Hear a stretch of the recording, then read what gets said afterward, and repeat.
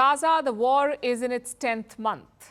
38,500 Palestinians have been killed, most of them women and children. Half of the strip is now a mound of rubble. 1 million Gazans have been displaced. 22% of the population is facing famine, and yet the war shows no signs of abating. On Saturday, Israel struck Al-Mawasi, an enclave in South Gaza, and 90 people were killed, 90 killed. More than 300 others were injured. There were bodies everywhere as people rushed to rescue the survivors. I was sitting safely in my tent when suddenly the tents around me in this building were hit. We started running. I got out of the tent and ran on the streets. The bombardment was ongoing.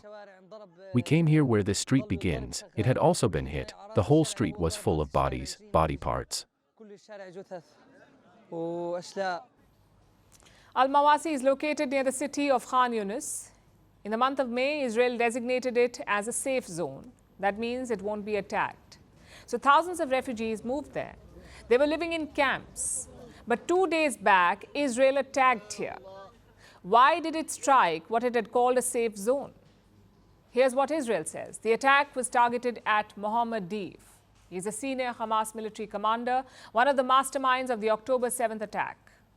According to Israeli intelligence, he was in one of those buildings in Al-Mawasi, which is why the strike was sanctioned. So did Israel manage to kill him? Listen in to what Prime Minister Netanyahu has to say. The state of Israel, through the IDF and the Shin Bet, attacked Gaza today with the aim of thwarting Mohammed Deif and his deputy, Rafa Salama. There is still no absolute certainty that the two have been eliminated, but I want to assure you that one way or another we will reach the top of Hamas. So Israel knew his location, they carried out the strike, yet they are not sure. And it's not the first time that this has happened. Mohammed Deif is one of Israel's most wanted men. He survived multiple assassination attempts. He may have survived this one too, while 90 others lost their lives. Hamas says Israel is lying to justify its attack. It says none of their leaders, none of the Hamas leaders, was present in Khan Yunis. The occupation's allegations that it is targeting Palestinian leaders in this brutal raid and massacre are false and baseless. This is not the first time that the occupation has claimed that it is targeting Palestinian leaders, and then it turns out that this is not true. So while Deif may have escaped death again, last weekend proved to be deadly for many in Gaza. On Saturday, Israel struck another refugee camp. 20 people were killed here. This morning, it bombed a United Nations-run school in Gaza. The strikes killed at least 17 people. 80 others were injured, and several lie under the rubble. What explains these new relentless strikes? What is Israel trying to achieve now? Well, it's hard to say. Israel says it wants to eradicate Hamas, but that's been their goal since day one. So what has changed now? Why the incessant strikes? These are questions that Israeli citizens are also asking. On Sunday, thousands of them marched on a Jerusalem highway, and they had only one demand: bring the hostages back. We're on road number 1 here on the way up to Jerusalem. We're marching with thousands of Israelis with the call, bring them home now, bring our family back from Gaza, bring our hostages, take the deal now, Israeli government, take the deal.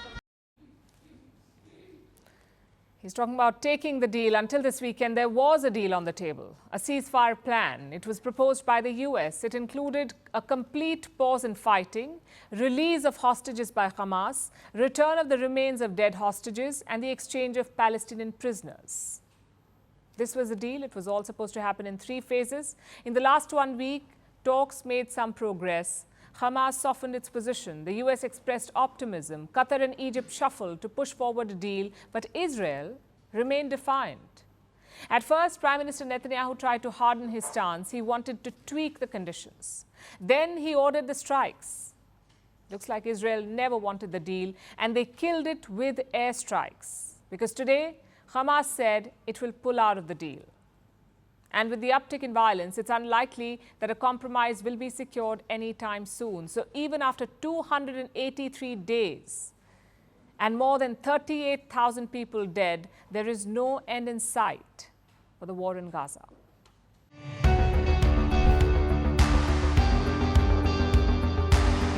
Across continents, one powerful news source.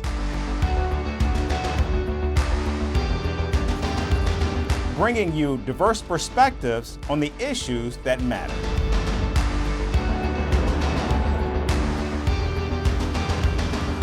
We go beyond the boundaries to give you that little extra about every sporting moment.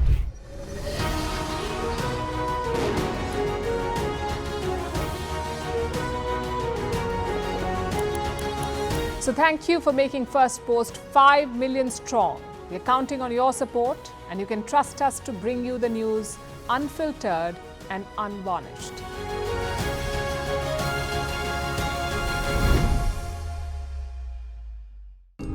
As the world warms, nature's sentinels will rise. As a billion hands will dig deep to write a new future for our planet.